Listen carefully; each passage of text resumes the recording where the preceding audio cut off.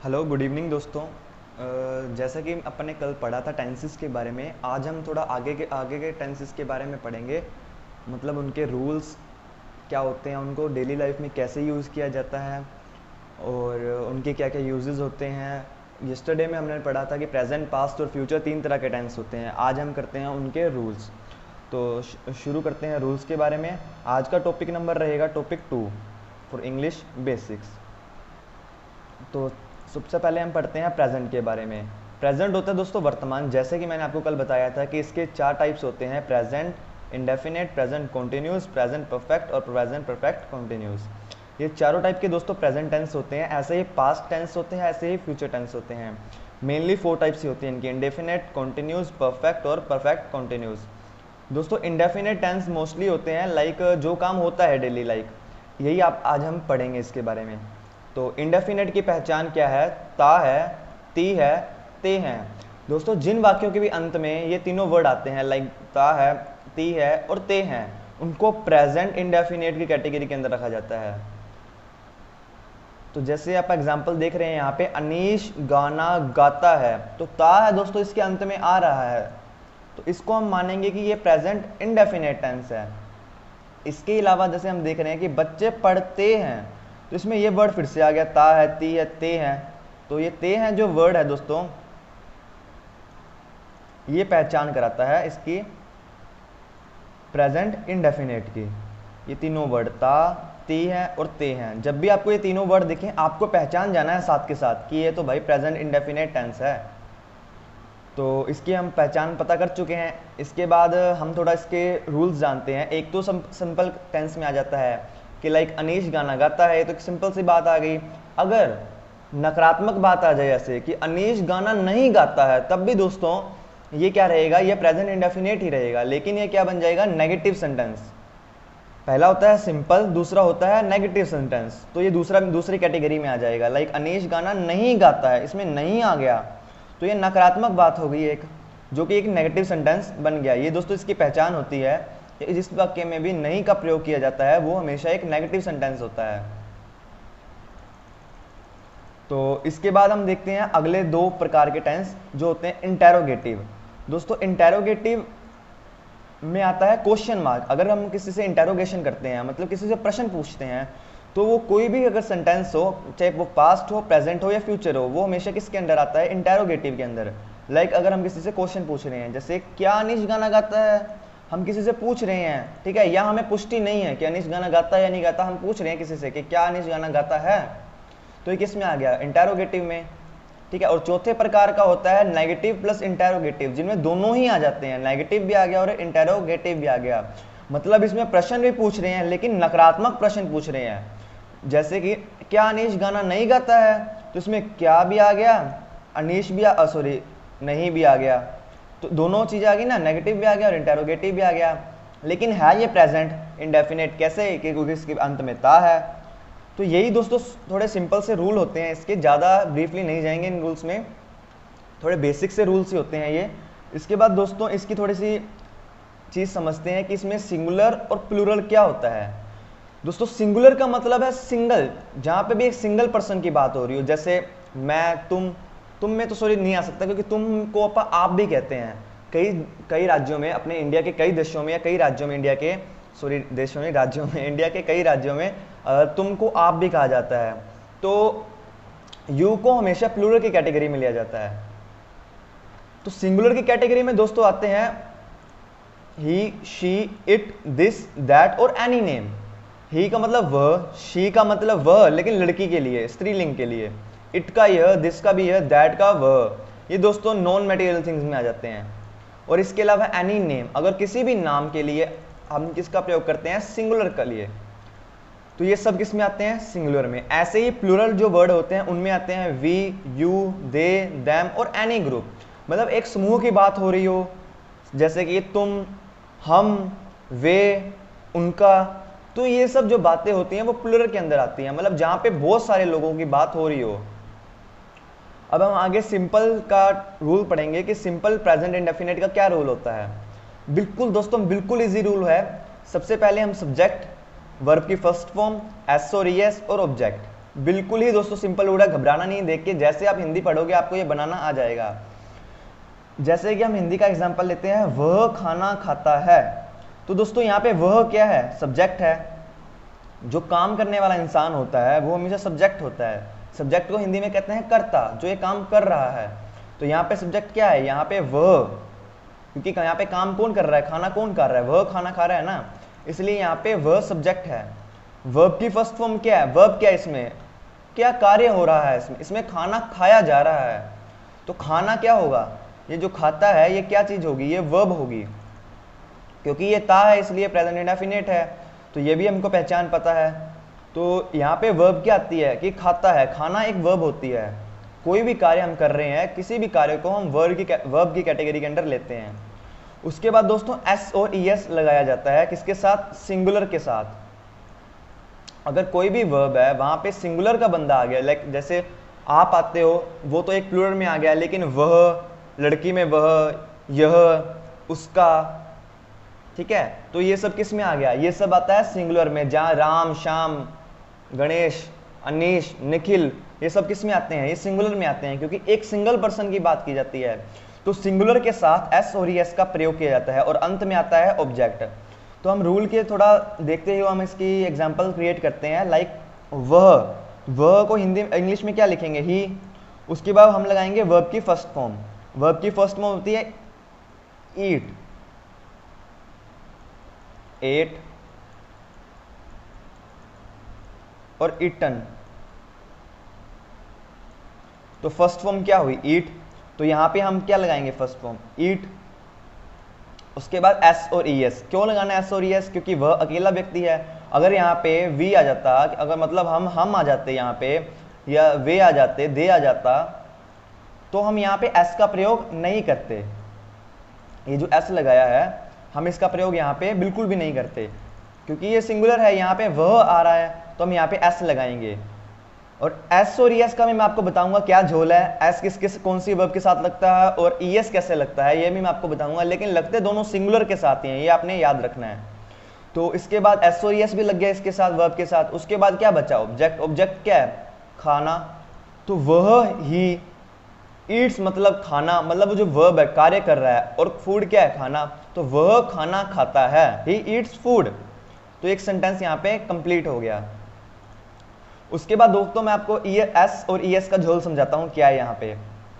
दोस्तों इसको ज़्यादा मतलब सीरियसली नहीं लेना, ज़्यादा बड़ा कोई लेंथी काम नहीं है। ये ई एस जो है वो उनके साथ लगता है कोई भी वर्ब अगर S S, S H, C H, X या जेड के साथ एंड हो रही है। लाइक यहाँ पे पिछली स्लाइड में मैं आपको दिखाता हूँ कि ना ये एस एच के साथ एंड हो रही है, ना ये सी एच के साथ एंड हो रही है, ना ये एक्स के साथ एंड हो रही है, और ना ही ये जेड के साथ एंड हो रही है। तो इनमें से अगर किसी के साथ भी अगर वो एंड नहीं होती है वर्ब, तो उसमें सिंपल एस लगा दिया जाएगा। लेकिन अगर इनमें से किसी के साथ भी वो एंड होती है वर्ब, जैसे शी कैचेज अ फिश, उसने एक मछली पकड़ती है, तो कैच आ गया, इसमें एंड पे क्या आ गया? सी एच आ गया इस वर्ब में। तो हम क्या लगाएंगे? इसके साथ क्या लगाएंगे? हम ई एस लगाएंगे। वैसे अगर वह भागता है तो रन आ गया, भागना। यहाँ पे ना एस एस है, ना एस एच है, ना सी एच है, ना एक्स है, ना जेड है। यहाँ पे क्या एन है, तो हम क्या लगाएंगे? सिंपल एस लगा देंगे। लेकिन ये बात हमेशा याद रखनी है कि एस और ई एस किसके साथ लगता है? हमेशा सिंगुलर के साथ, हमेशा अकेले व्यक्ति के साथ लगेगा, क्योंकि उसको सहारे की जरूरत है किसी के। जब ज्यादा लोग हैं तो उनको किसी के सहारे की जरूरत नहीं है, लेकिन जब अकेला व्यक्ति है तो वो अगर वो कार्य कर रहा है तो उसको हमेशा एक सहारे की जरूरत होती है। ये एक एग्जाम्पल है, ऐसा कोई मतलब रूल नहीं है, आपकी आसानी के लिए ये बात मैं आपको बता रहा हूँ। उसके बाद हम थोड़ा एग्जाम्पल लेते हैं, जैसे निखिल किताब पढ़ता है। निखिल किताब पढ़ता है, हमने रूल में क्या सीखा था? सबसे पहले आता है subject plus V1 plus S और ई एस, फिर क्या आता है? ऑब्जेक्ट।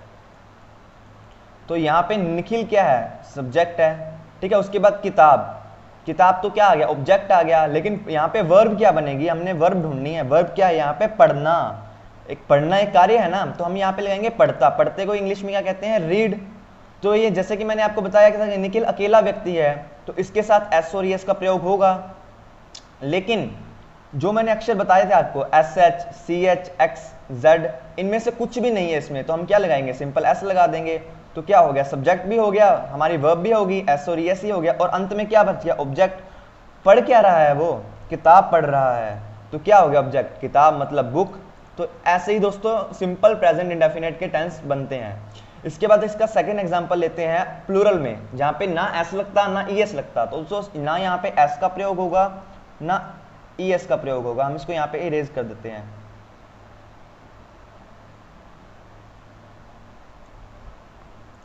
यहाँ पे क्या होगा, subject plus V1 plus object. ये बिल्कुल ही सिंपल बन जाएगा अगर यहाँ पे प्लूरल आ गया तो।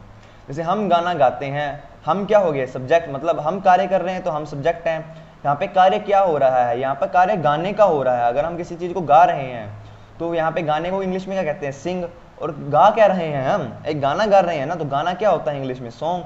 तो वी सब्जेक्ट, उसके बाद सिंग क्या है, वर्ब, उसके बाद सॉन्ग है ऑब्जेक्ट। तो क्या बन गया, वी सिंग सॉन्ग। दोस्तों बिल्कुल ही सिंपल टेंसेज हैं, ये घबराने की जरूरत नहीं है। धीरे धीरे जैसे आप प्रैक्टिस करेंगे आपको ये समझ आ जाएंगे। उसके बाद नेक्स्ट पे चलते हैं हम नेगेटिव पे। मैंने आपको बताया था कि सेकंड टाइप होती है नेगेटिव।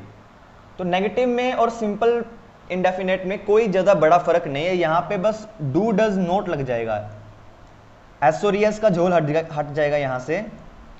सिर्फ एस और एस सिंपल प्रेजेंट में लगता है, यहाँ पे एस और एस का झोल हट जाएगा क्योंकि हेल्पिंग वर्ब के साथ ही यहाँ पे एस और एस लगा हुआ है। तो एस और एस, जैसे डू और डज, यहाँ पे एस आ गया ना, तो यहाँ पे हेल्पिंग वर्ब के साथ ही हमने एस और एस यूज कर लिया है। तो यहाँ पे जैसे हम एग्जांपल देखते हैं, वह खाना नहीं खाता है, तो ये किस में आ गया, ये हमारा एक नेगेटिव सेंटेंस बन गया क्योंकि यहाँ पे नहीं का प्रयोग हो रहा है। तो यहाँ पे हम सब्जेक्ट लगाएंगे सबसे पहले ही, क्योंकि वह आ गया। और मैं आपको एक बात बता दूं, जो ये डू है ये प्लूरल के साथ लगेगा और ये जो डज है वो लगेगा सिंगुलर के साथ, ठीक है। तो डू लगेगा सिंगुलर प्लूरल के साथ और डज लगेगा सिंगुलर के साथ, क्योंकि एस और एस आ गया। और एस और एस किसके साथ लगता है, सिंगुलर के साथ।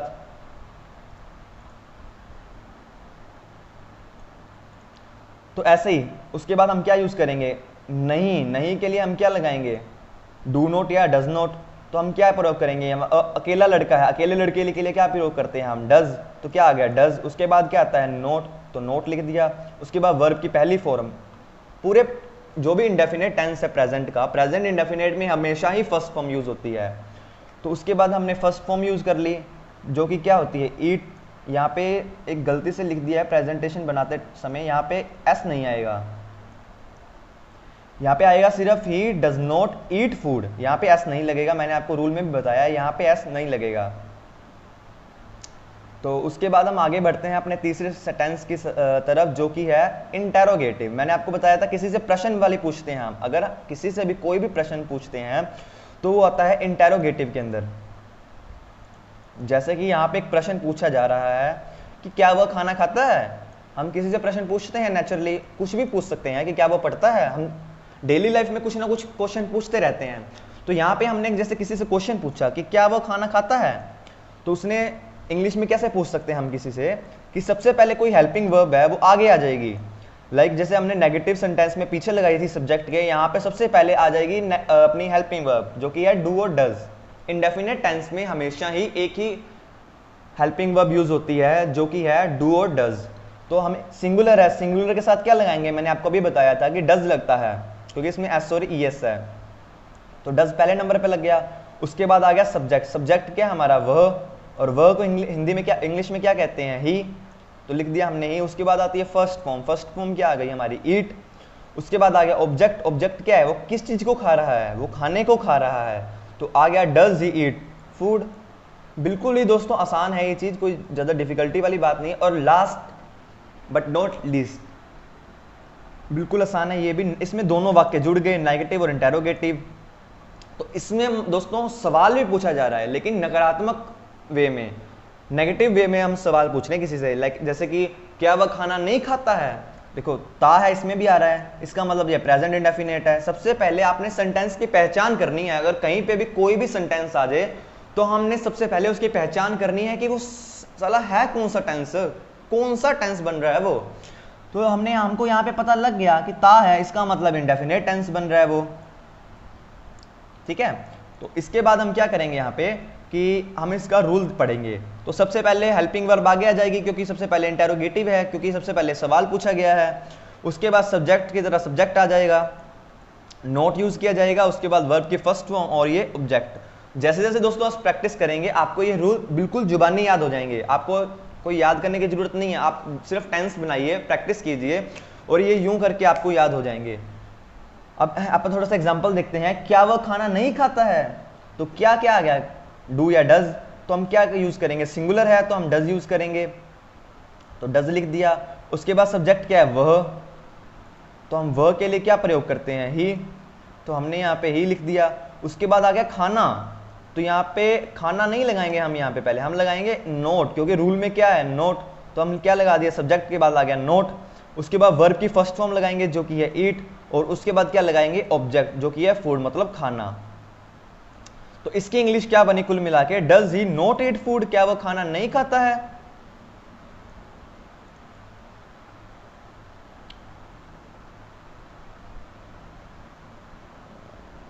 तो दोस्तों ये बिल्कुल ही इजी सेंटेंस है, कोई ज़्यादा डिफिकल्टी वाली बात नहीं है। आगे जाके हर सेंटेंस इसी की तरह से बनेगा। सबसे पहले उसके 4 प्रकार आएंगे, इंडेफिनेट, कॉन्टिन्यूज, परफेक्ट और परफेक्ट कॉन्टिन्यूज।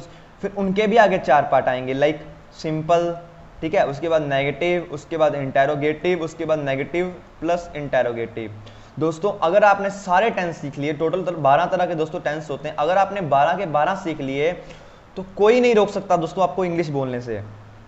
ऐसा कोई नहीं है जो आपको कहे कि तुम नहीं, तुम गलत बोल रहे हो, नहीं, तुम कह सकते हो कि नहीं हमको टेंस पता है, ये यहाँ पे ये रूल लगेगा इसलिए इसके साथ ये प्रयोग किया जाता है। तो बढ़ते हैं नेक्स्ट स्लाइड की तरफ। नेक्स्ट स्लाइड पे दोस्तों थोड़े एग्जाम्पल लिए हैं, जैसे कि दोस्तों आप एग्जाम्पल को देख सकते हैं। सबसे पहला दोस्तों एग्जाम्पल है, वह बाजार जाता है, तो इसके पीछे क्या आ गया, ता है।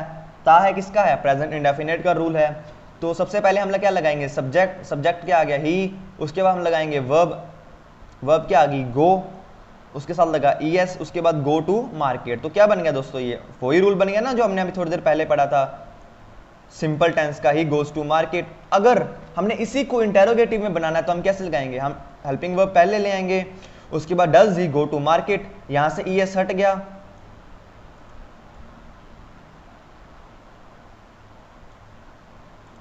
यहां से हमारा ईएस हट गया, क्योंकि यहां पे ऑलरेडी हेल्पिंग वर्ब के साथ ईएस लग गया है, तो बार बार ईएस नहीं लगेगा, मैंने आपको ये बात पहले भी बताई है।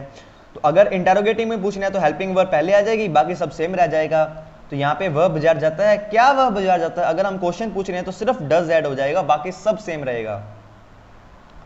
उसके बाद हम मैदान में खेलते हैं, वी प्ले इन ग्राउंड, तो सेम वही बात आ गई, सबसे पहले सब्जेक्ट फिर हेल्पिंग वर्ब। अब यहाँ पे ईएस सीएस नहीं लगा क्योंकि ये प्लूरल है, वी प्ले इन ग्राउंड, हम मैदान में खेलते हैं। मे का क्या आ जाता है, इन, ग्राउंड क्या, मैदान क्या होता है, ग्राउंड, तो वी प्ले इन ग्राउंड। उसके बाद हम दोस्तों, ये मैंने बिल्कुल डेली के एग्जाम्पल लिए हैं जो हम डेली यूज करते हैं, लाइक इसके बाद आ गया, तुम मेरा अपमान करते हो, तो तुम कौन हो, यू। यू क्या आता है, प्लूरल में, तो प्लूरल के साथ एस और एस का प्रयोग नहीं किया जाता। और अपमान करने को हम इंग्लिश में कहते हैं इंसल्ट, तो तुम मेरा अपमान करते हो, इसका मतलब आएगा यू इंसल्ट मी, ठीक है ना, कि तुम मेरा अपमान करते हो। सबसे पहले सब्जेक्ट, ठीक है, फिर V1, फिर ऑब्जेक्ट, तो तीनों चीजें आ गई, हमारा टेंस कंप्लीट हो गया। और ये प्रेजेंट इंडेफिनेट है, इसका हमको पहचान हुई क्योंकि इसके पीछे ता है, ती है और ते है लग गया, तो यहाँ पे ते आ गया। उसके बाद दोस्तों हम नेक्स्ट एग्जांपल की तरफ बढ़ते हैं, वह गरीबों की मदद करती है, तो यहाँ पे शी आ गया, लेकिन शी अकेली लड़की है ना वो, तो इसके साथ भी एस लगेगा, शी हेल्प्स द पुअर, तो शी आ गया सब्जेक्ट, फिर V1 जो कि हेल्प एक V1 है, मतलब ये वर्ब है, हेल्प किसी की मदद करना, वो एक कार्य ही है ना, तो हम किसी भी कार्य के लिए हम क्या यूज करते हैं, V1, ठीक है। उसके बाद द पुअर आ गया, गरीब, तो हमारी ये एग्जाम्पल भी हो गई। इसके बाद 2 एग्जाम्पल हम और देखते हैं कि हम मैदान में नहीं खेलते हैं, ये फिर से नेगेटिव में आ गया, तो किसका क्या आएगा, वी डू नॉट। तो डू नॉट क्यों लगाया है हमने यहाँ पे, क्योंकि वी है प्लूरल, तो प्लूरल के साथ क्या यूज होता है, डू नॉट का, क्योंकि डज नॉट तो सिंगुलर के साथ लगेगा ना, क्योंकि इसमें ईएस आ गया, लेकिन यहाँ पे ज्यादा लोग हैं तो हम डू नॉट का प्रयोग करेंगे। सो क्यों क्या आएगा इसमें कि we do not play in ground. उसके बाद दोस्तों last but not least example आती है, क्या तुम मेरा अपमान नहीं करते हो, हम किसी से पूछ रहे हैं कि क्या तुम मेरा अपमान नहीं करते हो, तो ये करते हो, ता है, ती है, ते है, इन तीनों में से आ गया ना एक, तो यहाँ पे फिर लेकिन हम सवाल पूछ रहे हैं किसी से, तो सब सवाल में सबसे पहले हेल्पिंग वर्ब आती है, उसके बाद सब्जेक्ट आता है, उसके बाद नोट आता है, उसके बाद वर्ब आती है और उसके बाद ऑब्जेक्ट आता है। तो ये सब हमने ऑलरेडी पढ़ चुके हैं दोस्तों। ये एक एग्जांपल रास्ट रह गई है, ये मैं आपको देता हूँ करने के लिए। आप कमेंट बॉक्स में इसकी इंग्लिश बना के जरूर बताइएगा कि इसकी इंग्लिश प्रॉपर क्या बनती है। अब देखिएगा कि कौन सा टेंस है, कैसे है और क्यों है, और इसका रूल बना के आप इसकी इंग्लिश बना के आप कमेंट बॉक्स में जरूर लिखिएगा। उसके बाद दोस्तों आज के लिए सिर्फ हम इतना ही पढ़ेंगे, क्योंकि अगर ज़्यादा लेंथी हम जाएंगे तो हमारा भी दिमाग बोंदल जाएगा। आज हमने सिर्फ किसके बारे में पढ़ा, प्रेजेंट इंडेफिनेट के बारे में, कि उसके 4 प्रकार कौन से होते हैं, ठीक है, किस प्रकार उनको यूज़ किया जाता है, कैसे कैसे रूल्स होते हैं। तो आज के लिए इतना दोस्तों काफ़ी है। धन्यवाद आपका इस लेक्चर को अटेंड करने के लिए। आगे ही हम ऐसे लेक्चर लाते रहेंगे ताकि आपको इंग्लिश के सारे बेसिक टॉपिक क्लियर हो सकें और आप झट से इंग्लिश बोलना सीख जाएं। तो सब्सक्राइब करिए हमारे चैनल को, इसके साथ साथ हमारी वीडियो को भी लाइक